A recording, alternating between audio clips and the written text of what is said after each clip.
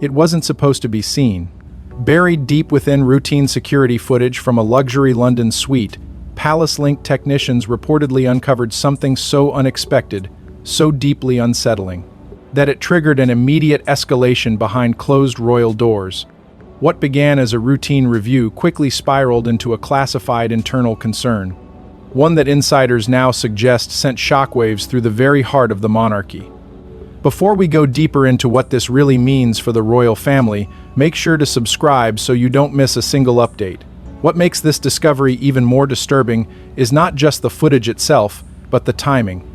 According to reports circulating among palace administrative circles, the audit was part of a broader routine security sweep, something that happens quietly, methodically, and without consequence, until this moment.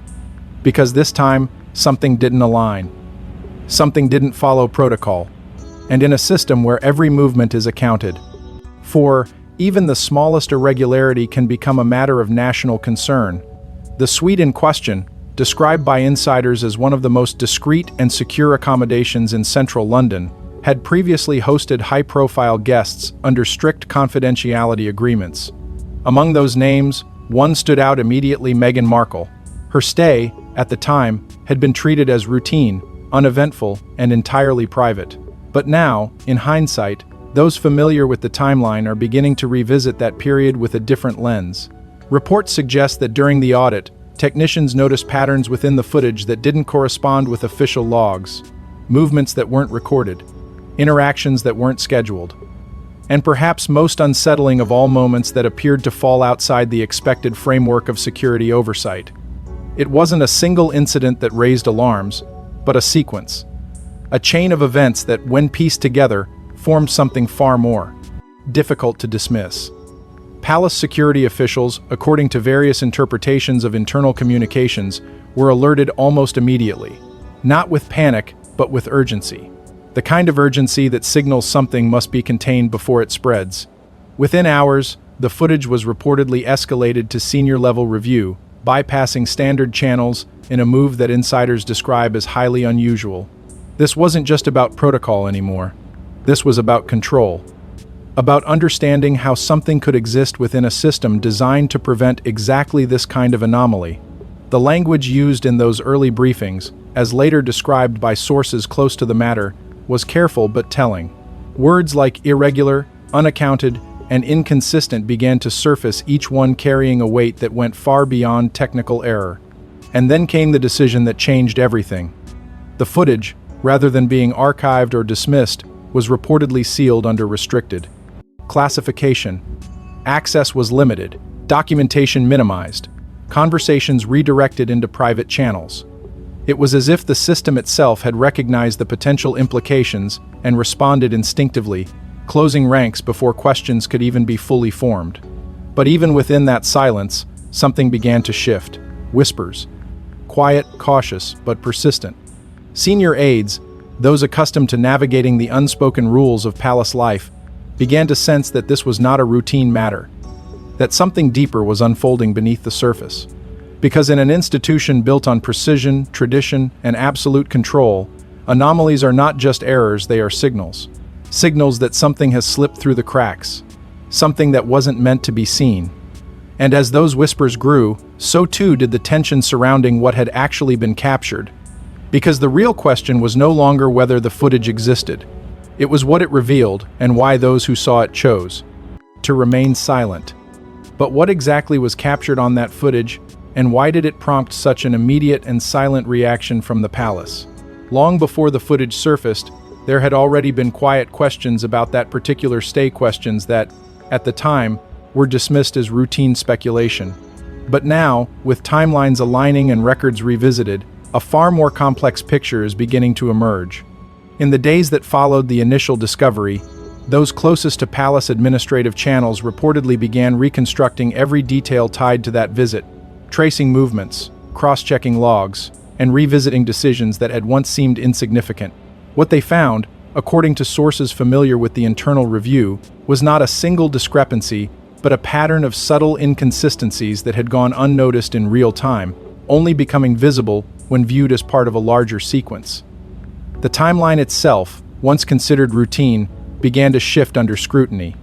Meghan Markle's reported stay, which had been quietly logged and filed away without incident, was now being re-examined with a level of precision typically reserved for high-security reviews. Staff logs were pulled, timestamps analyzed, and internal records compared against surveillance data. And it was within those comparisons that the first real cracks began to appear.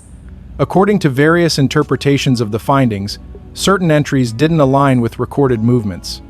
Requests were logged but not always fulfilled in the expected manner. And in some cases, actions appeared to occur without any corresponding documentation at all. In an environment where documentation is everything, that absence spoke volumes. Reports suggest that during the stay, a series of unusual requests had been made, requests that, while not overtly alarming on their own, began to take on a different meaning when placed within the broader context. Some insiders described them as out of sequence, others as inconsistent with standard protocol. But all agree on one point: they stood out. Not enough to trigger immediate concern at the time, but enough to raise questions now. And those questions were only deepened by the nature of the surveillance coverage itself. Described by those familiar with the system as comprehensive but discreet, it was designed to capture everything without being intrusive, which meant that if something appeared unusual within that footage, it wasn't because the system had failed, it was because something within the environment had deviated from expectation.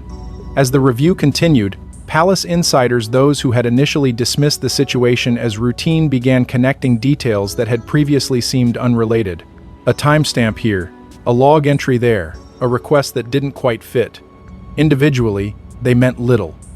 But together, they began to form a narrative that was far more difficult to ignore. And as that narrative took shape, it started to attract attention beyond the immediate circle of internal review. Media figures known for their close ties to royal reporting, including Ingrid Seward and Robert Hardman, were quietly referenced in discussions not as sources of confirmation, but as indicators of how such a story might eventually surface if it continued to grow. Because the deeper investigators looked, the more it became clear that this was no longer just about a single stay or a single piece of footage. It was about understanding how a series of small, seemingly insignificant moments could combine into something far more consequential, something that challenged assumptions, something that raised uncomfortable questions about oversight, access, and control. And as those questions began to circulate more widely, the focus shifted. It was no longer enough to know what had happened. The real concern, the one that lingered beneath every discussion, was what had been allowed to happen without notice. And as investigators reportedly revisited the footage, what they focused on wasn't just what happened, but what shouldn't have been happening at all. According to sources familiar with the situation, the footage didn't just raise eyebrows, it raised alarms. Not because of a single moment, but because of a pattern that, when viewed in sequence, appeared deeply inconsistent with standard expectations. As the review intensified, those tasked with analyzing the recordings reportedly began to notice something far more troubling than isolated irregularities. It was the repetition, the subtle, recurring deviations that refused to be dismissed as coincidence. Each time the footage was replayed, new details seemed to surface, not dramatic on their own, but impossible to ignore when connected. And within an institution where routine is sacred and predictability is enforced, even the smallest disruption can carry enormous weight. Reports suggest that what was captured went beyond simple anomalies. There were movements that didn't match the documented schedule. Interactions that appeared to occur outside approved parameters. Moments that, according to various interpretations, lacked clear explanation. Insiders described these sequences using careful but loaded language: unusual, thought unexpected, unaccounted for. Words chosen not to accuse, but to signal concern. Because in a system built on absolute awareness, anything unaccounted for becomes a question. And too many questions, left unanswered, begin to form something far more dangerous than uncertainty. Security analysts, brought in to provide an independent perspective, reportedly flagged what they described as behavioral inconsistencies. Not in a way that pointed to a single event, but in a manner that suggested a pattern of deviation from established norms. It wasn't about what was done, it was about how it was done. The timing, the sequence, the subtle shifts that, when examined closely, didn't align with the expected rhythm of a controlled environment. As those inconsistencies were documented, concerns about potential protocol breaches began to surface quietly, carefully, and behind closed doors. No public acknowledgement. No formal declaration. Just a growing sense that something within the system had not functioned as intended. The footage itself, according to those familiar with the process, did not remain static. It was reviewed repeatedly by different teams, under different conditions, each time with the same goal: to determine whether what they were seeing could be explained. But with each review, the same conclusion seemed to emerge: not certainty, but discomfort. A lingering unease that the events captured could not be easily categorized or dismissed. And that unease began to spread beyond the technical teams, reaching senior figures who understood the implications of what was unfolding. Because this was no longer just about footage, it was about what that footage represented. Language within internal discussions reportedly became increasingly precise, yet more cautious. Terms like unexpected and unaccounted for were repeated, not as conclusions, but as placeholders for something that had yet to be fully understood. And in that space between what was seen and what could be explained, tension began to build. Because the monarchy does not operate on uncertainty. It operates on control, structure, and clarity. And here, in this moment, clarity was slipping. What made the situation even more complex was the absence of a clear trigger. There was no single moment that could be isolated and addressed, no obvious error to correct. Instead, there was a pattern subtle, persistent, and increasingly difficult to ignore. And as that pattern became more defined, so too did the realization that this was not a matter that could be quietly resolved, because patterns suggest intent, and intent raises questions that go far beyond technical explanations. But the real concern wasn't just the footage itself, it was what it implied about access, control, and influence behind the scenes. Inside palace walls, reactions were swift but silent. Meetings were reportedly convened, discussions tightly contained, and a familiar pattern emerged. When something threatens the institution, the response is immediate, strategic, and invisible to the outside world. There were no public statements, no acknowledgments, no visible shifts in routine. And yet, according to those familiar with the inner workings of the royal household, everything changed in an instant.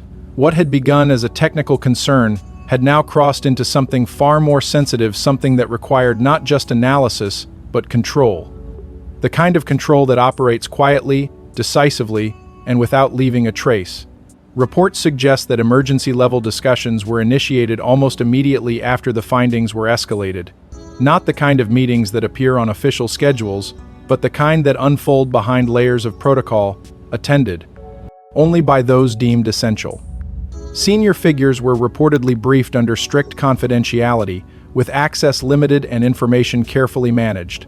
The language used in those briefings, as described by insiders, was precise and measured, designed to inform without alarming, to guide without exposing. Because at this level, every word carries weight. Every detail has consequence. Among those linked to the early response was Prince William, whose role within the institution has increasingly positioned him at the center of internal decision-making. While no official confirmation exists, various interpretations suggest that his aides were among the first to be informed, tasked with assessing the situation and determining the appropriate course of action. And that course, it seems, was clear from the outset. Not exposure, not confrontation, but containment. A strategy rooted in the understanding that some matters, if allowed to surface prematurely, could create ripple effects far beyond their origin. The emphasis, according to multiple accounts, was placed firmly on institutional protection. Not just protecting individuals, but safeguarding the structure itself, the delicate balance that holds the monarchy together. In this context, the footage was no longer just evidence. It was a potential disruption, a variable that, if mishandled, could challenge the very systems designed to prevent such scenarios. And so, the response became one of quiet reinforcement, strengthening internal barriers, limiting access, ensuring that only those with a direct need to know were brought into the fold. Staff across various departments were reportedly given clear, if unspoken, instructions. Avoid unnecessary documentation. Refrain from informal discussion. Maintain standard procedures without deviation. It was a message delivered not through directives, but through tone a shift in atmosphere that signaled the seriousness of the situation without ever stating it outright. And for those accustomed to reading between the lines, the message was unmistakable. This was not a routine matter. This was something that required absolute discretion. But discretion, as history has shown, is rarely perfect.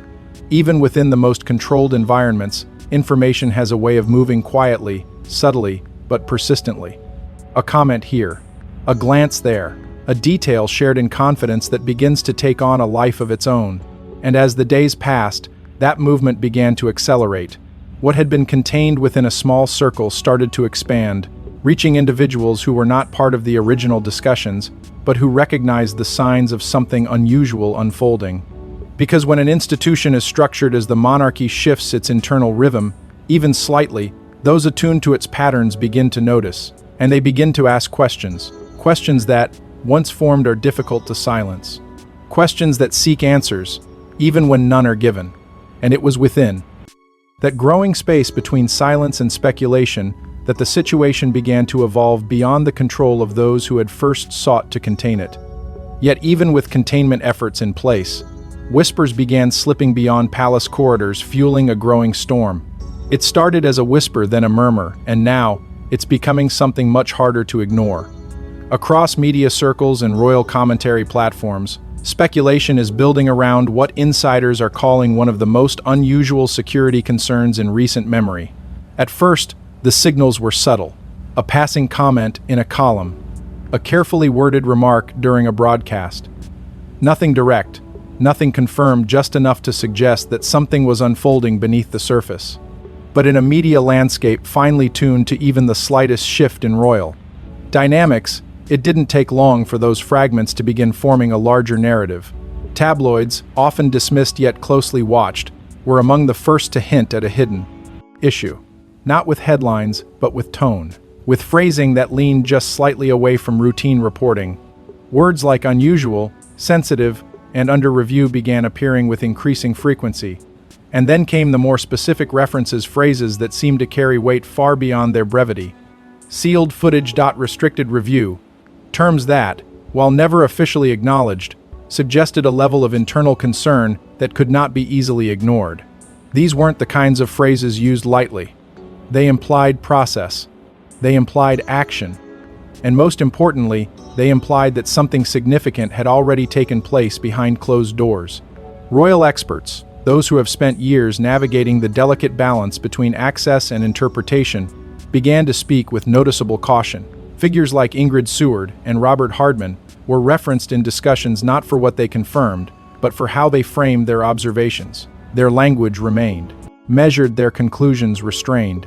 Yet even within that restraint, there was a shift, a subtle acknowledgement that something was different. That this was not a routine matter being quietly managed, but something that had introduced a new layer of complexity into the already intricate world of royal operations. Meanwhile, online speculation began to accelerate. Forums, social platforms, and independent commentators picked up on the same fragments, amplifying them, dissecting them, and in some cases, expanding them far beyond their original context. The absence of confirmation did little to slow the momentum. If anything, it fueled it. Because in the absence of clear information, interpretation takes over. And interpretation, especially when driven by curiosity and uncertainty, rarely moves in a straight line.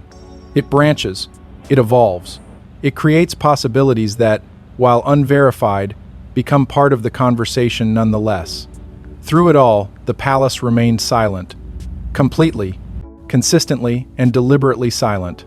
No statements, no denials, no attempts to redirect the narrative.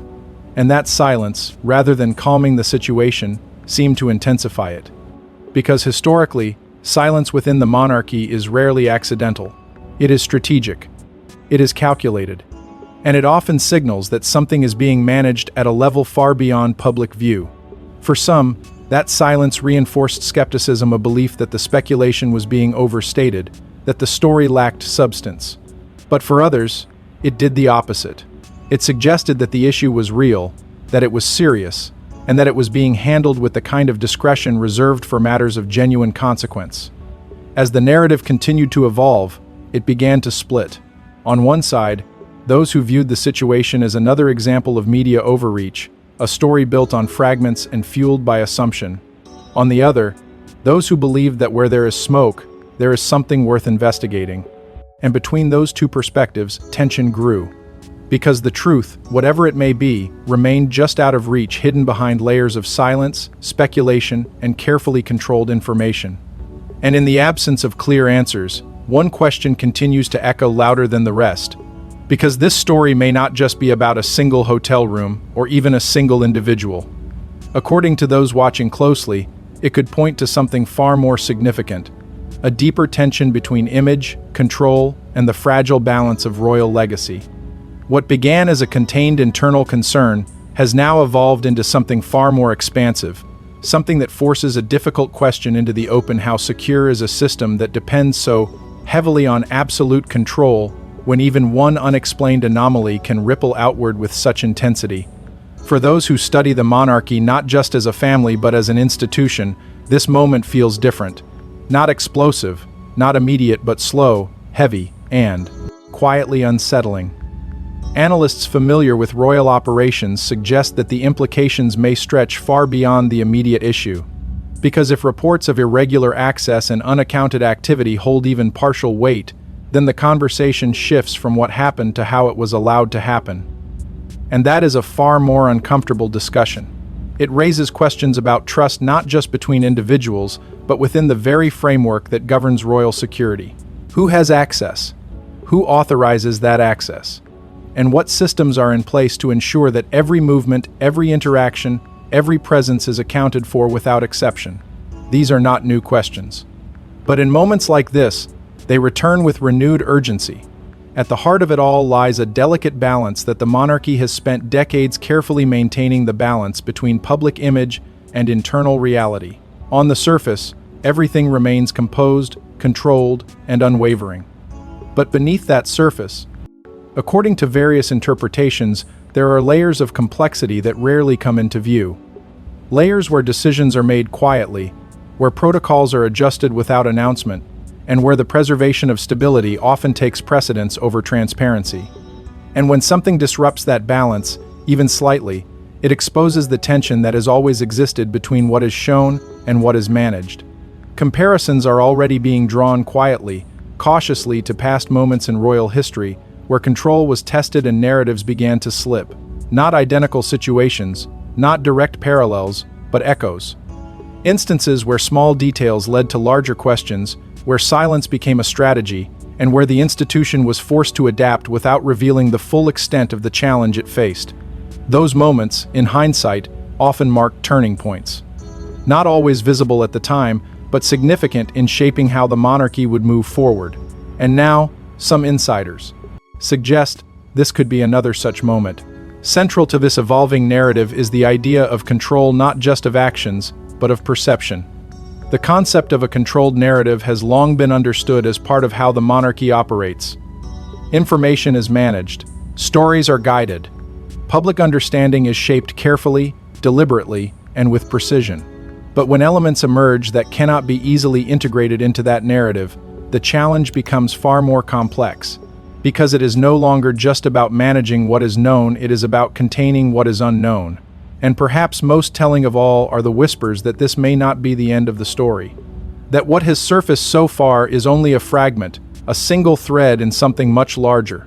Insiders, speaking cautiously and often indirectly, hint at the possibility that further details could emerge, details that might not just clarify what has already been suggested, but expand it in ways that are difficult to predict. And if that is the case, then the current moment is not a conclusion, but a beginning. And if what's been suggested so far is only the beginning, then what comes next could redefine everything we thought we understood. Sometimes, it's not what is said, but what isn't that carries the most weight. And in this case, the silence from official channels may be the most revealing detail of all.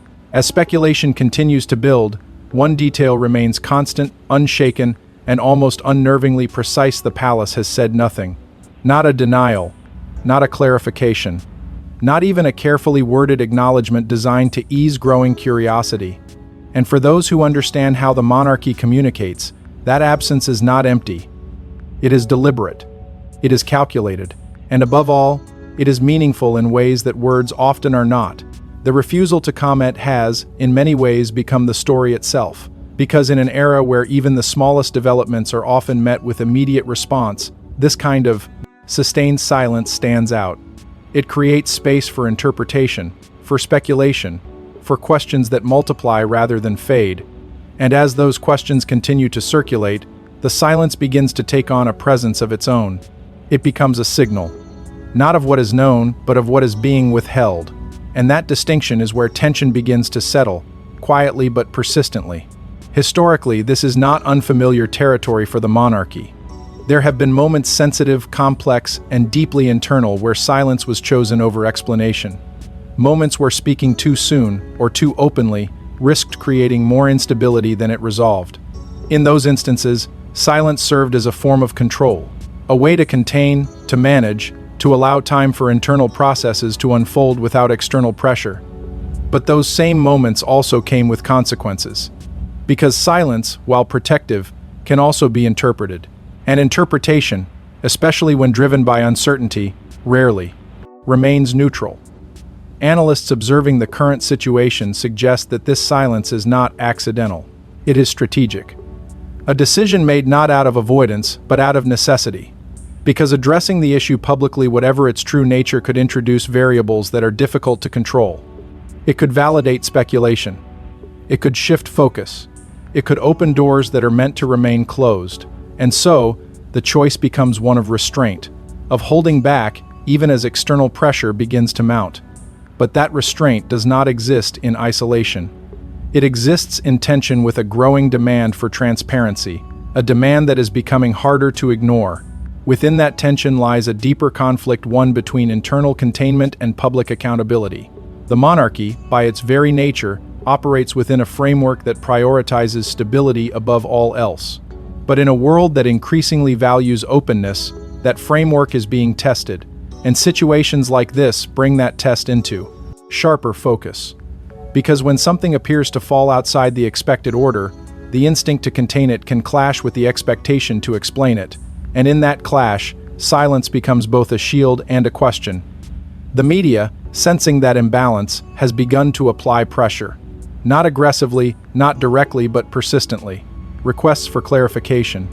Carefully framed inquiries. Subtle shifts in tone that suggest a growing impatience. And yet, the response remains unchanged. No comment. No deviation. Just the same steady, unbroken silence. And as that silence continues, it begins to shape the narrative in ways that no statement could. It becomes a presence quiet, controlled, but impossible to ignore. Because in the absence of answers, silence does not end the story. It deepens it. It adds layers. It invites interpretation that moves beyond facts and into perception. And perception, once formed, has a way of influencing everything that follows. Which means that this moment, this sustained, deliberate quiet may be doing more than containing the situation. It may be defining it. Which leads to one final, unavoidable question. If even a fraction of these reports hold truth, then this may not be a story that quietly fades away. Instead, it could mark the beginning of a much larger reckoning, one that challenges not just individuals, but the very structure of royal oversight itself. Because what has unfolded so far, piece by piece, has already pushed the boundaries of what is typically contained, managed, and ultimately forgotten. And yet, this time feels different.